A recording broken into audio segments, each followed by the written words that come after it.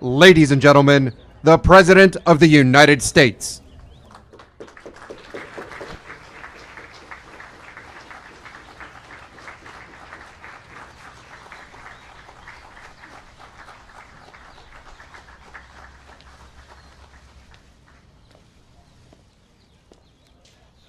Thank you very much, everybody. Before we begin, I'd like to just say that we have a large team of very talented people in China. We've had a negotiation going on for about 2 days. It's going extremely well.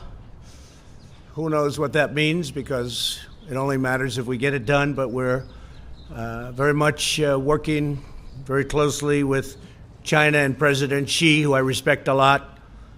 Very good relationship that we have, and we're a lot closer than we ever were in this country with having a real trade deal. We're covering everything, all of the points that people have been talking about for years that said couldn't be done, whether it was theft or anything. The unfairness. We've been losing, on average, $375 billion a year with China. A lot of people think it's $506 billion. Some people think it's much more than that. We're going to be leveling the playing field. The tariffs are hurting China very badly. They don't want them, and frankly, if we can make the deal, it'd be my honor to remove them. But otherwise, we're having many billions of dollars pouring into our treasury. We've never had that before with China. It's been very much of a one-way street. So that's happening, and the relationship with China is very good. But I think they finally respect our country.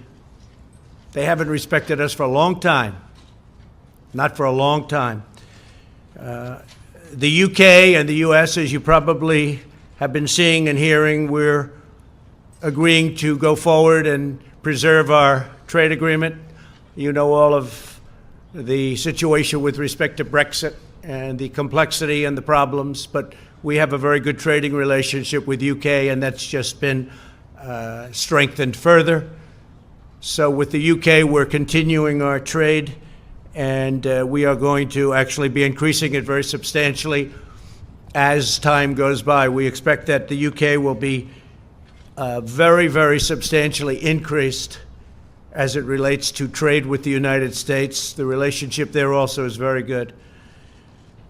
We have a lot of great announcements having to do with Syria and our success with the eradication of the caliphate, and that'll be announced over the next 24 hours, and many other things. A lot of positive things are going on. We're working on a summit, and you know all about the summit.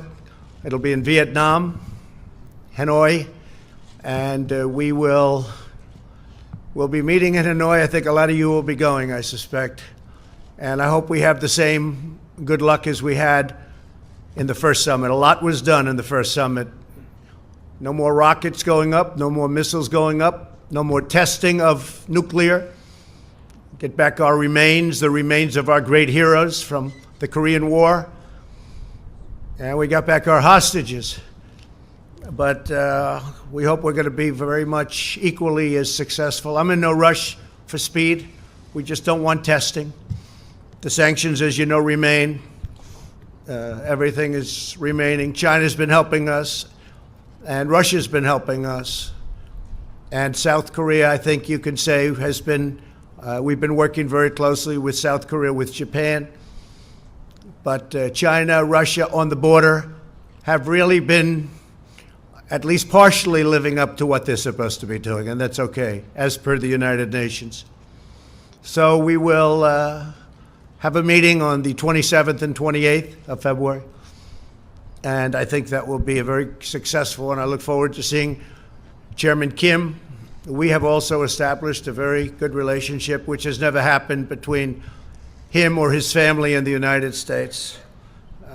They have really taken advantage of the United States. Billions of dollars has been paid to them. And we won't let that happen, but we think that North Korea and Chairman Kim have a tremendous potential as an economic force, economic power. Their location between South Korea and then Russia and China right smack in the middle, is phenomenal. And we think they have a great chance for tremendous economic prosperity in the future. So I look forward to seeing Chairman Kim in Vietnam. Today I'm announcing several critical actions that my administration is taking to confront a problem that we have right here at home. We fight wars that are 6,000 miles away, wars that we should have never been in many cases.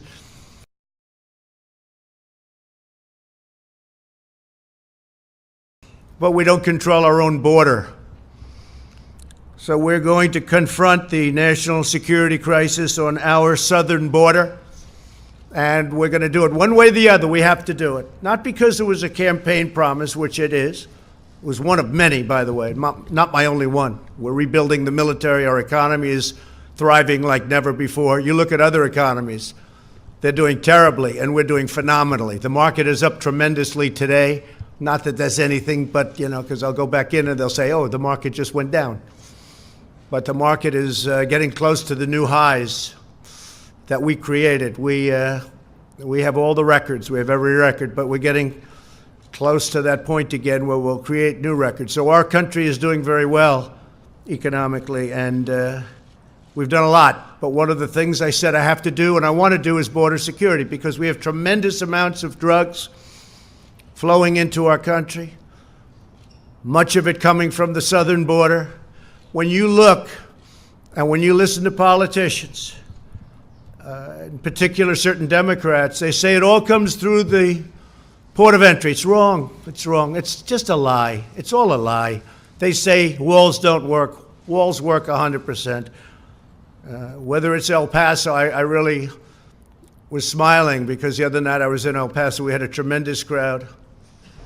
And I asked the people, many of whom were from El Paso, but they came from all over Texas. And I asked them, I said, let me ask you, as a crowd, when the wall went up, was it better? You were there, some of you. It was not only better, it was like 100% better. You know what they did.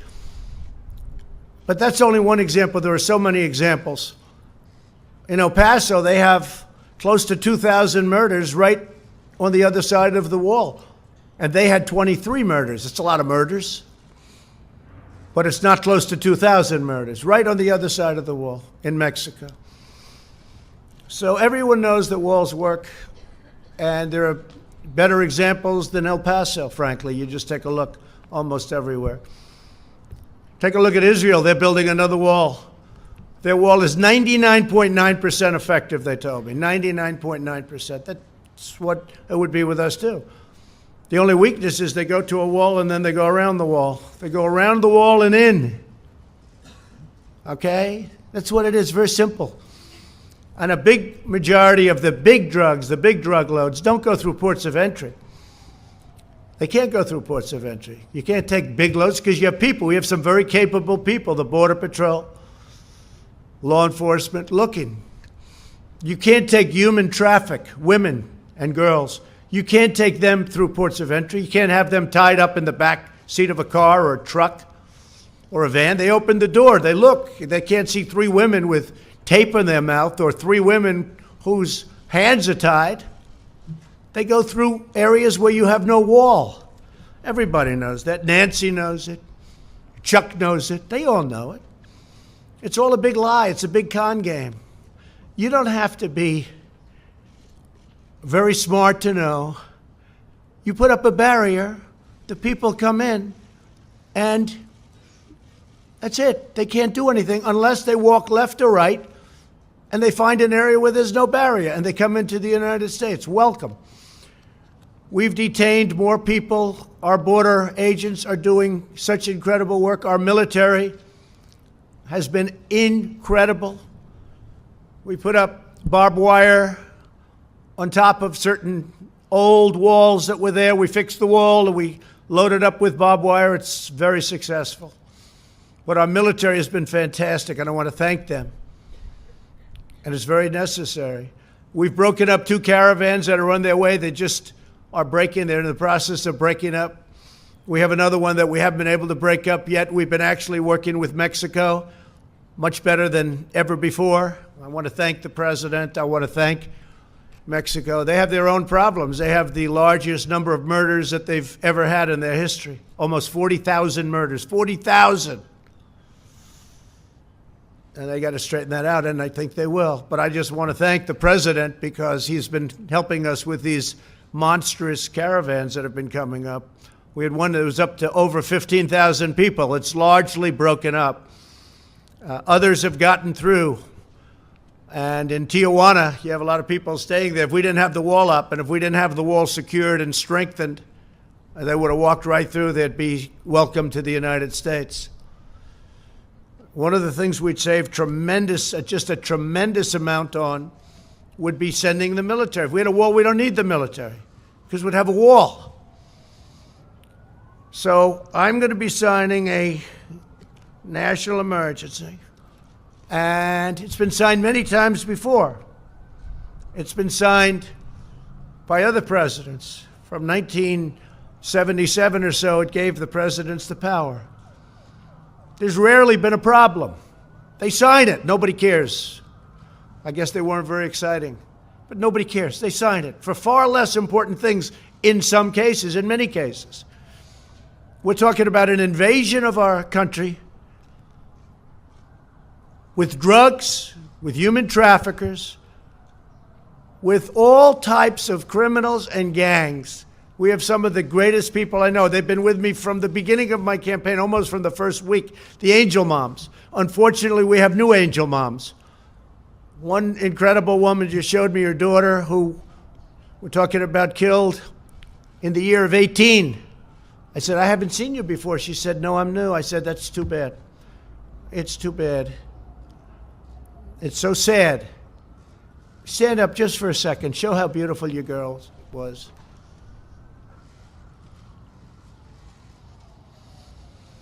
Thank you. I have such respect for these people. Angel moms, angel dads, angel families. I have great respect for these people. These are great people. These are great people. They're fighting for their children that have been killed by people that were illegally in this country. And the press doesn't cover them.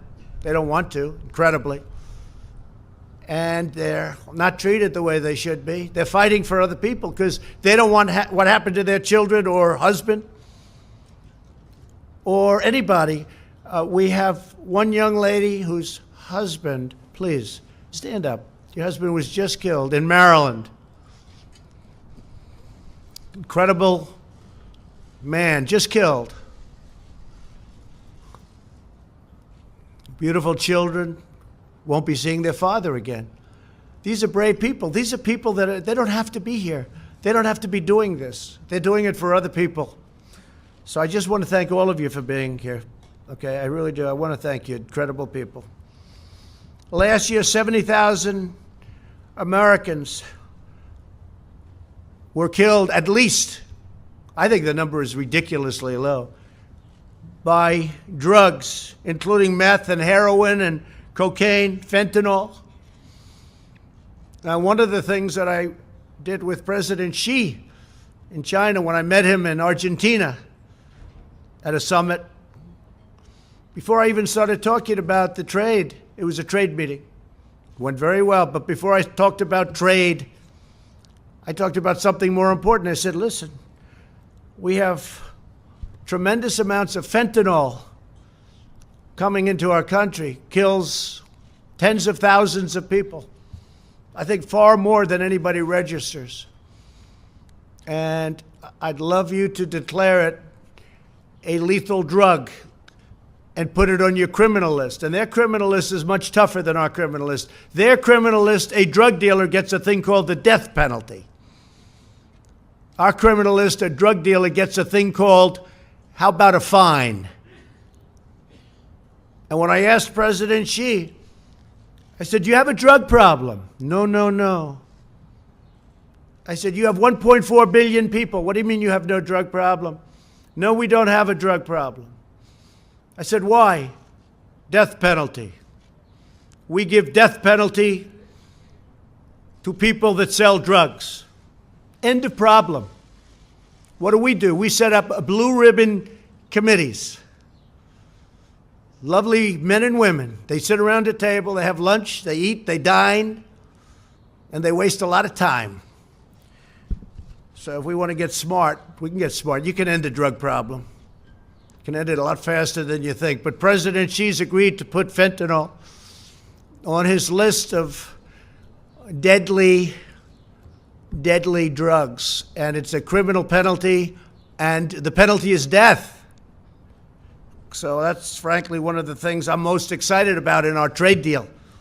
You want to know the truth? I think maybe there's no more important point. We're going to make billions of dollars with this trade deal. It's going to be great for our country and great for China, I hope. Their market's down close to 40%.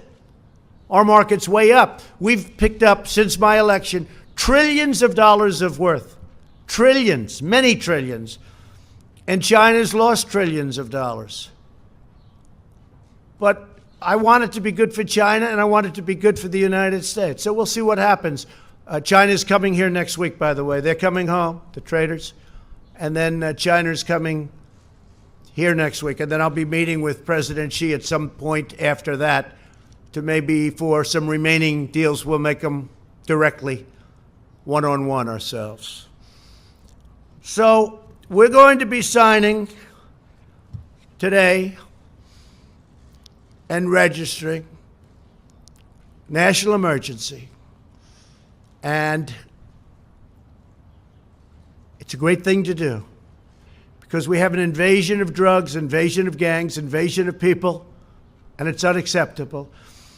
And by signing the national emergency, something signed many times by other presidents, many, many times, President Obama. In fact, we may be using one of the national emergencies that he signed having to do with cartels, criminal cartels. It's a very good emergency that he signed, and we're going to use parts of it in our dealings on cartels. So that would be a second national emergency, but in that case, it's already in place. And what we really want to do is simple. It's not like it's complicated. It's very simple. We want to stop drugs from coming into our country. We want to stop criminals and gangs from coming into our country. Nobody's done the job that we've ever done. I mean, nobody's done the job that we've done on the border. And in a way, what I did by creating such a great economy, and if the opposing party got in, this economy would be down the tubes. You know, I hear a lot of people say, oh, well, but maybe the previous administration. Let me tell you, the previous administration, it was heading south, and it was going fast. We would have been down the tubes. The regulations were strangling our country, unnecessary regulations. By creating such a strong economy, you just look at your televisions or see what's going on today, it's through the roof. What happens is more people want to come. So we have far more people trying to get into our country today than probably we've ever had before. And we've done an incredible job in stopping them, but it's a massive number of people. If we had the wall, it would be very easy. We would make up for the cost of the wall just in the cost of the fact that I would be able to have fewer people. We wouldn't need all of this incredible talent, some of whom are sitting in the first row. You wouldn't need all of this incredible talent. We would get thousands of law enforcement people, including Border Patrol. You put them in different areas. You have them doing different things. Law enforcement and Border Patrol. And I want to thank law enforcement, and I want to thank Border Patrol, and I want to thank ICE.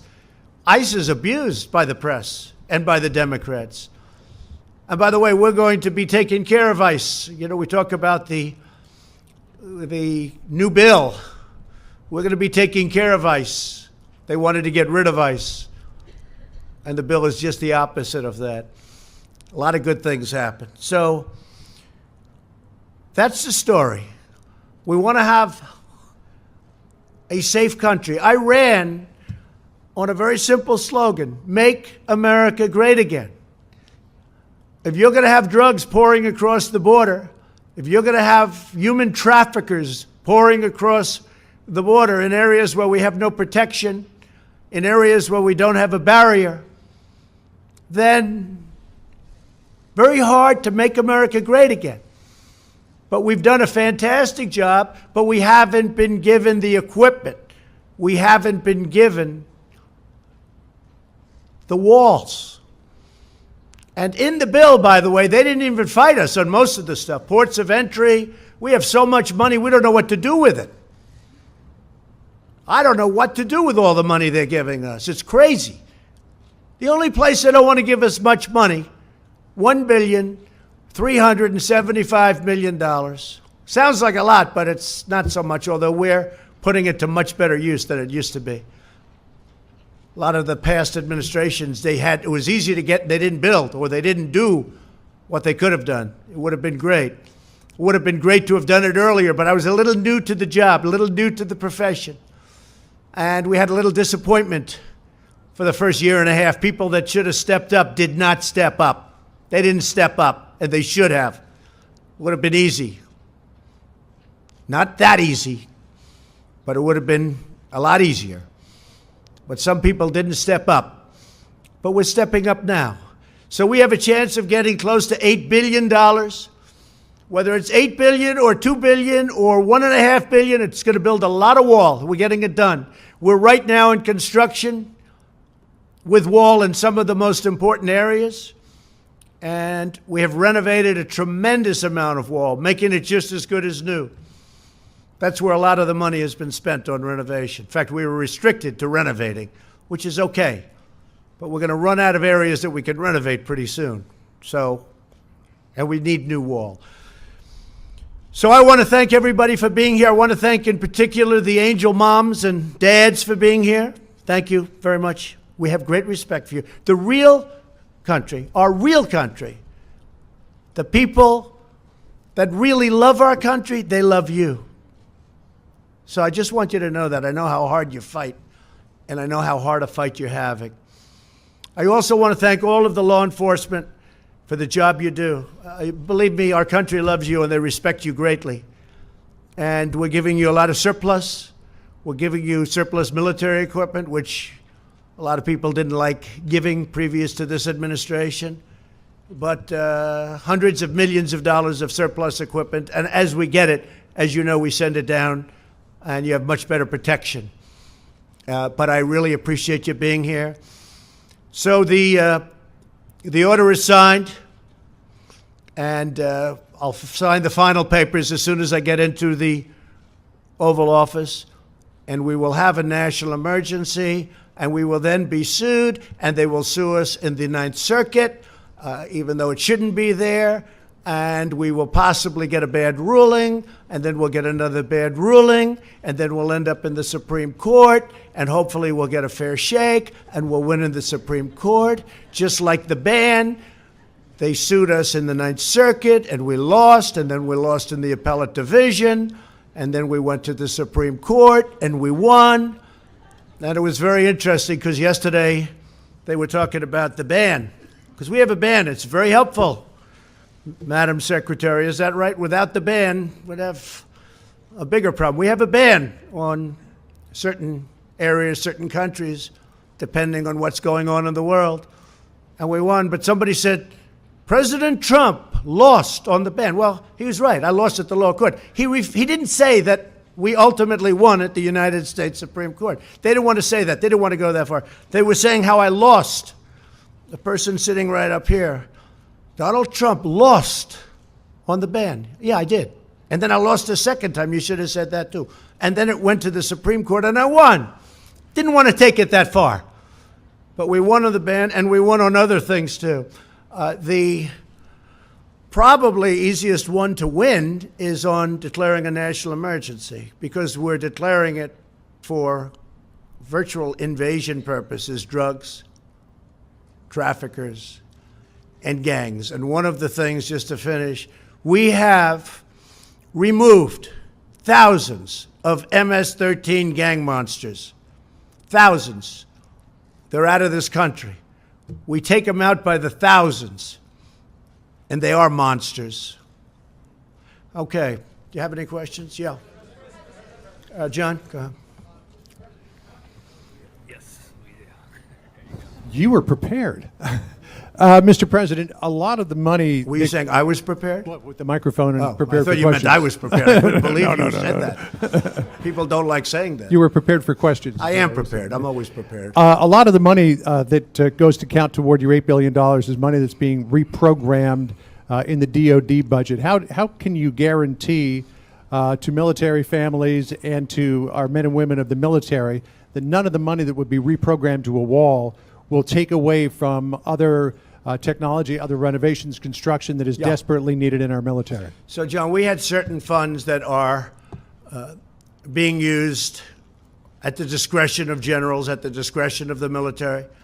Some of them haven't been allocated yet, and some of the generals think that this is more important. I was speaking to a couple of them. They think this is far more important than what they were going to use it for. I said, what were you going to use it for? And I won't go into details, but didn't sound too important to me. Plus, if you think, I've gotten $700 billion for the military in year one, and then last year $716 billion, and we're rebuilding our military. But we have a lot, and under the previous administration, our military was depleted, badly depleted, and they weren't spending. I mean, they had a much smaller amount of money. So when I got $700 billion and then $716 billion, and this year it's going to be pretty big too, because there's few things more important than our military. You know, I'm a big deficit believer in all of that, but before we really start focusing on certain things, we have to build up our military. It was very badly depleted. And we're buying all new jet fighters, all new missiles, all new defensive equipment. We'll soon have a military like we've never had before. But when you think about the kind of numbers you're talking about, so you have $700 billion, $716 billion, when I need $2 billion, $3 billion out of that for a wall, which is a very important instrument, very important for the military because of the drugs that pour in. And as you know, we have specific rules and regulations where they have drugs and what you can do in order to stop drugs, and that's part of it too. We're taking a lot of money from that realm also.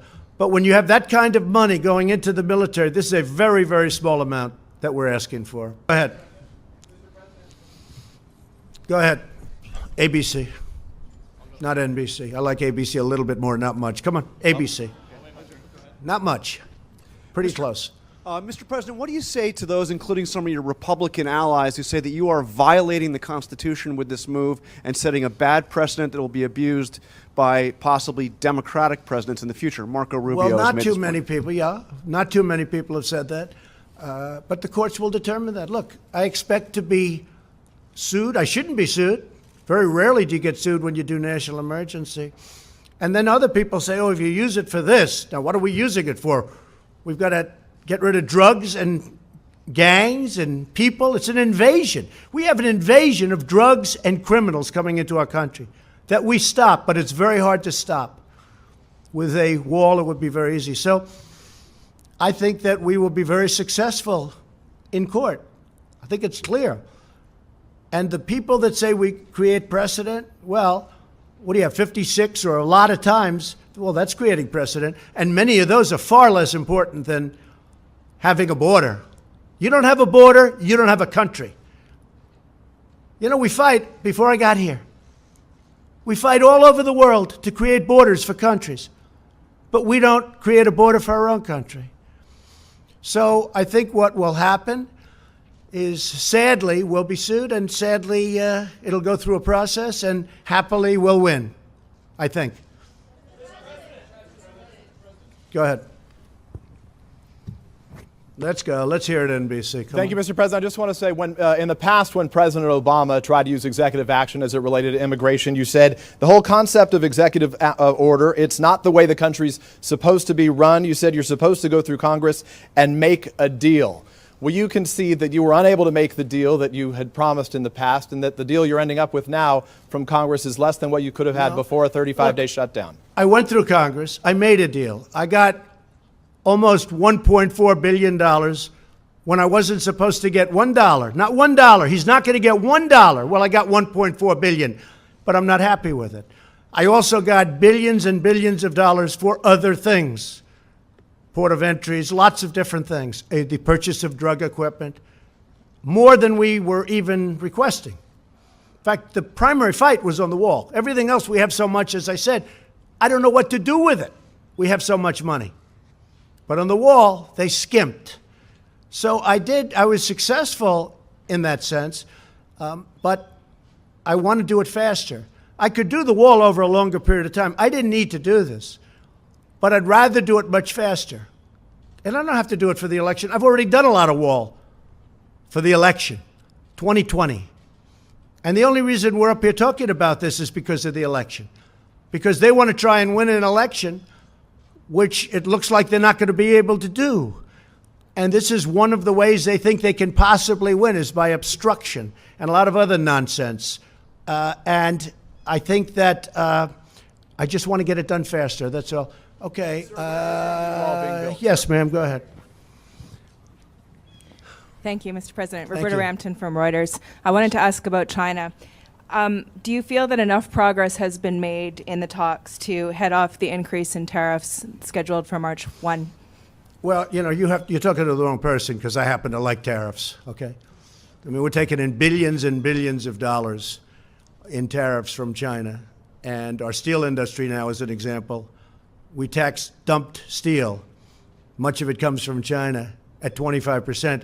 Our steel industry is so vibrant now again. They're building plants all over the United States. It's a beautiful thing. And from a defensive standpoint, and from any standpoint, you need steel. You know, you can do without certain industries. Our country cannot do without steel. So I love tariffs, but I also love them to negotiate. And right now, China is paying us billions of dollars a year in tariffs. And I haven't even started. Now, here's the thing. If we make a deal, they won't have to pay. You know, it'll be a whole different story. They won't be paying that, but we'll have a fair deal. There won't be intellectual property theft. There won't be so many other things that have gone on. And no other president has done this. No other president. We didn't have a deal with China. You had the WTO, one of the worst trade deals ever made, probably even worse than NAFTA, if that's believable, which is, you know, hard to believe, because I think NAFTA was just a disaster. It was a total disaster for our country. And now we made the USMCA, which is going to be a great deal. And by the way, the USMCA from Mexico, that's United States, Mexico, Canada, that's where the money's coming from, not directly but indirectly, for the wall. And nobody wants to talk about that, because we're saving billions and billions of dollars a year if Congress approves that deal. Now, they might not want to approve a deal just because they'll say, one of the things I'm thinking of doing, this has never been done before. No matter how good a deal I make with China, if they sell me Beijing for $1, if they give me 50% of their land and every ship that they've built over the last 2 years, which is a lot, and they give them to me free, the Democrats will say, what a lousy deal. That's a terrible deal. Like ZTE, I got more than $1 billion penalty in a short period of time. And the Democrats said, oh, should have gotten more. When I made that deal, I said, this is incredible. I got over $1 billion penalty, plus they had to change their board of directors. They had to change their top management. But they had to pay over $1 billion. I said, what a deal. It took like a week. And the Democrats didn't even know there was a problem with ZTE. I'm the one that fined him. I'm the one that settled it. Over $1 billion. And President Xi called me, and he said it would be important to him if they could get a deal. And we made a deal, paid like in a short period of time. The Democrats went out and said, oh, they should have done better. So what I'm thinking of doing is getting Chuck Schumer, getting Nancy Pelosi, having them bring 2 or 3 of their brilliant representatives, and we'll all go down together, and what we'll do is we'll negotiate. I'll put them in the room and let them speak up. Because any deal I make with China, if it's it's going to be better than any deal that anybody ever dreamt possible. Or I'm not going to have a deal. It's very simple. But any deal I make with China, Schumer's going to stand up and say, oh, it should have been better. It should have been better. And you know what? That's not acceptable to me. So I'm thinking about doing something very different. I don't think it's ever been. I just don't want to be second guessed, but that's not even second guess. That's called politics. Sadly, I'd probably do the same thing to them. Okay? But any deal I make, toward the end, I'm going to bring Schumer, at least offer him, and Pelosi. I'm going to say, please join me on the deal. And by the way, I just see our new Attorney General is sitting in the front row. Please stand up, Bill. Such an easy job he's got. He's got the easiest job in government. Thank you, and congratulations. That was a great vote yesterday. Thank you very much. Yes, go ahead. Go ahead. In your remarks, sir, you said that you were too new to politics earlier in your administration when you would have preferred that this be done. Is that an admission of how you might be changing on the job? And Well, I'm learning. I mean, I am learning. Don't forget, it's not like I've done this for. A senator came into my office and said, sir, I've been running for office for 30 years. I've won 7 out of 7. I did lose a couple when I was younger. I said, well, I've won 1 out of 1. But, you know, I never did politics before. Now I do politics. I will tell you, I'm very disappointed at certain people, particular one, for not having pushed this faster. are you referring to But I've Speaker Ryan, learned- sir? Who? Speaker Ryan? Let's not talk about it. Okay. What difference does it make? But they should have pushed it faster. They should have pushed it harder. And they didn't. They didn't. If they would have, it would have been a little bit better. In the meantime, I've built a lot of wall. I have a lot of money, and I built a lot of wall. But it would have been nice to have gotten done. And I would like to see major immigration reform. And maybe that's something we can all work on, Bill, where we all get together and do major immigration reform, not just for a wall, for a barrier, for port of entry, for other things. We have a real problem. We have catch and release. You catch a criminal, and you have to release him. We have so many other things. You have chain migration, where a bad person comes in, brings 22 or 23 or 35 of his family members because he has his mother, his grandmother, his sister, his cousin, his uncle. They're all in. You know what happened on the West Side Highway. That young wise guy drove over and killed 8 people and horribly injured. Nobody talks about that. Horribly, like loss of legs and arms. Going 60 miles an hour, he made a right turn into a park on the West Side Highway along the Hudson River in New York. He had many people brought in because he was in the United States. It's called chain migration. And then you have the lottery. It's a horror show. Because when countries put people into the lottery, they're not putting you in. They're putting some very bad people in the lottery. It's common sense. If I ran a country, and if I have a lottery system of people going to the United States, I'm not going to put in my stars. I'm going to put in people I don't want. The lottery system's a disaster. I'm stuck with it. Mr. President, could you tell Wait, us? it should have never happened. Okay. Mr. President, could you tell us to what degree some of the outside conservative voices helped to shape your views on this national emergency? I would talk about it. Look, Sean Hannity has been a terrific, terrific supporter of what I do, not of me. If I changed my views, he wouldn't be with me. Rush Limbaugh, I think he's a great guy. He's a guy who can speak for 3 hours without a phone call. Try doing that sometime. For 3 hours he speaks. He's got one of the biggest audiences in the history of the world. I mean, this guy is unbelievable. Try speaking for 3 hours without taking calls. Taking calls is easy. Okay, I'll answer this one, I'll answer that one. He goes for 3 hours, and he's got an audience that's fantastic. Wait, they don't decide policy. In fact, if I went opposite, I mean, they have somebody, Ann Coulter. I don't know her. I hardly know her. I haven't spoken to her in way over a year. But the press loves saying Ann Coulter. Probably if I did speak to her, she'd be very nice. I just don't have the time to speak to her. I would speak to her. I have nothing against her. In fact, I like her for one reason. When they asked her, like right at the beginning, who's going to win the election? She said, Donald Trump. And the two people that asked her that question smiled. They said, you're kidding, aren't you? Nope, Donald Trump. So I like her. But she's off the reservation, but anybody that knows her understands that. But I haven't spoken to her. I don't follow her. I don't talk to her. But the press loves to bring up the name Ann Coulter. And you know what? I think she's fine. I think she's good, but I just don't speak to her. Laura's been great, Laura Ingraham. Tucker Carlson's been great. I actually have a couple of people on CNN that have been very good. I have some on MSNBC the other day. They did a great report of me. I say, where the hell did that come from? I think it was the only one in over a year. So the crazy thing is, I just had, as you know, Rasmussen 52% in the polls. It's my highest poll number. And people get what we're doing. They get it. They really get it. And I'm honored by it. Yes, Jim Acosta.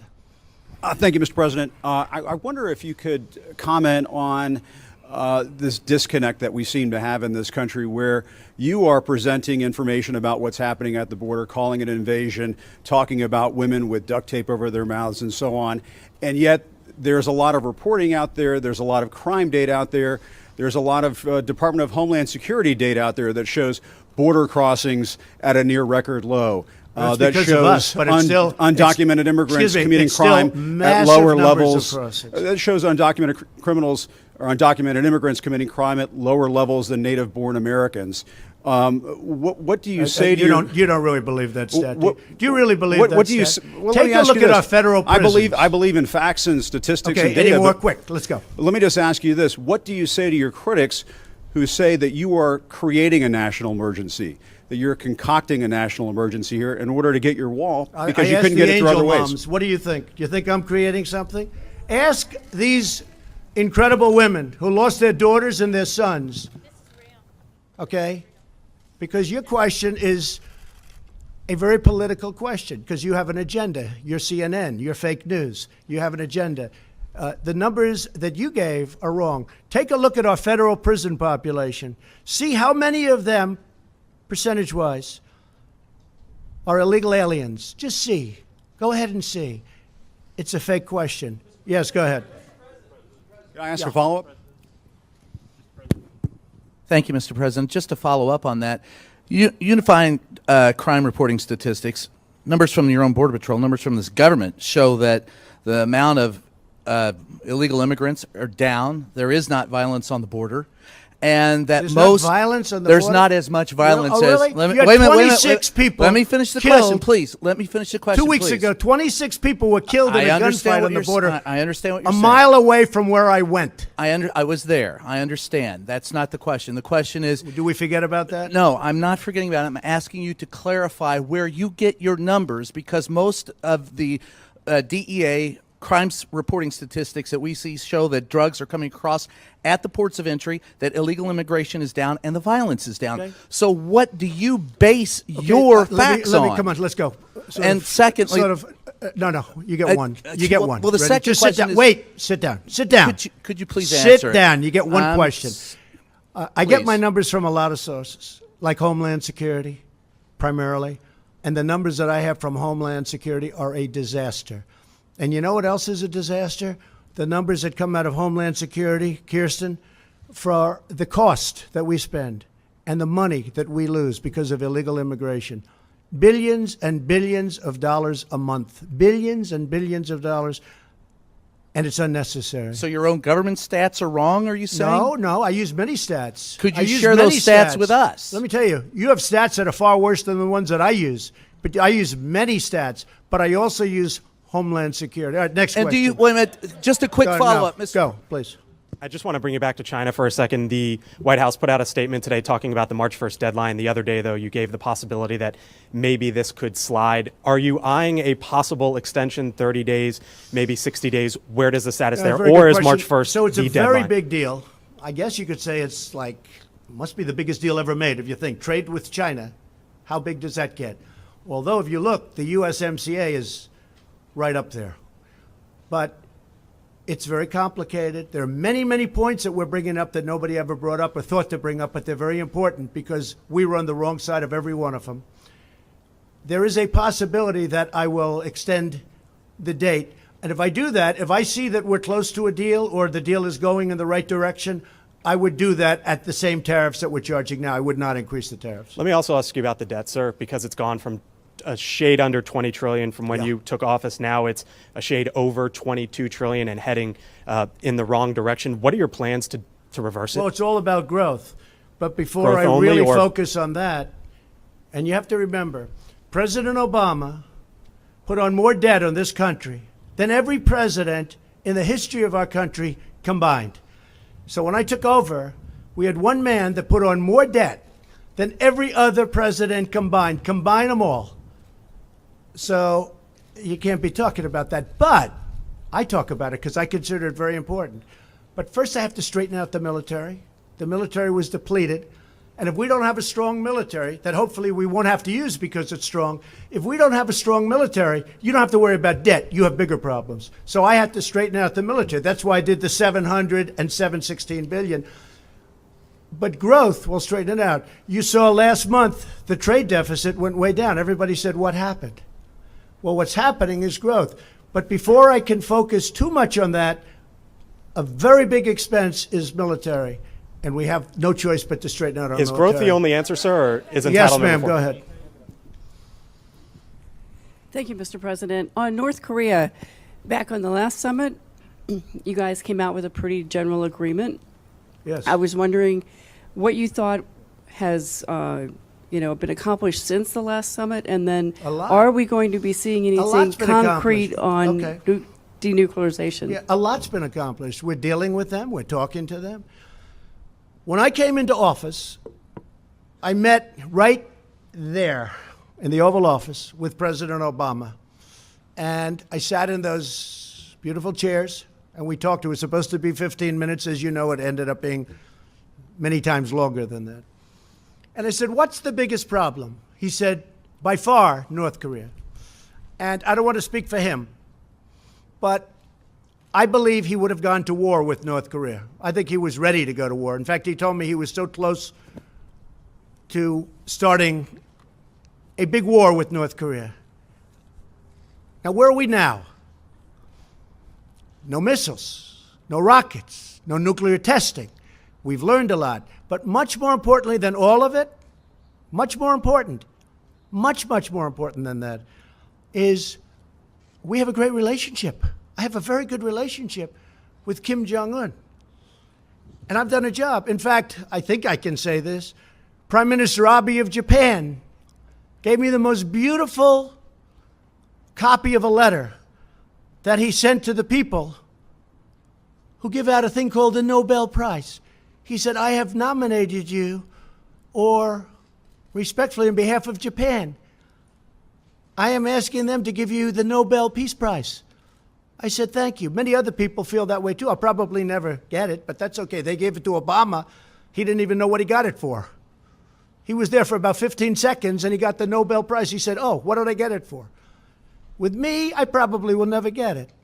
But if you look at Idlib province in Syria, I stopped the slaughter of perhaps 3 million people. Nobody talk about that. They don't talk about that. Russia and Iran and Syria were going to go in and perhaps destroy 3 million people in order to get 45,000 terrorists. And I heard about it from a woman who had her parents and her brothers living there, and she said, please, please. And I said, no, it can't happen. What are you talking about? No, they're going to get, and I come home and I read a certain paper where the story was there that they were actually forming to go into, to really do big destruction. And I put out a statement that you better not do it. And in all fairness to Russia and Iran and Syria, they didn't attack, or they're doing it surgically at least. Saved a lot of people. We do a lot of good work. This administration does a tremendous job, and we don't get credit for it. But I think the people understand what we do. So Prime Minister Abe gave me, it's the most beautiful 5-page letter. Nobel Prize. He sent it to them. You know why? Because he had rocket ships and he had missiles flying over Japan. And they had alarms going off. You know that. Now all of a sudden they feel good. They feel safe. I did that. And it was a very tough dialogue at the beginning. Fire and fury, total annihilation. My button is bigger than yours and my button works. Remember that? You don't remember that. And people said, Trump is crazy. And you know what it ended up being? A very good relationship. I like him a lot, and he likes me a lot. Nobody else would have done that. The Obama administration couldn't have done it. Number one, they probably wouldn't have done it. And number two, they didn't have the capability to do it. So I just want to thank everybody. I want to wish our new Attorney General great luck and speed and enjoy your life. Bill, good luck. A tremendous reputation. I know you'll do a great job. Thank you very much. And thank you, everybody. Thank you very much. Thank you.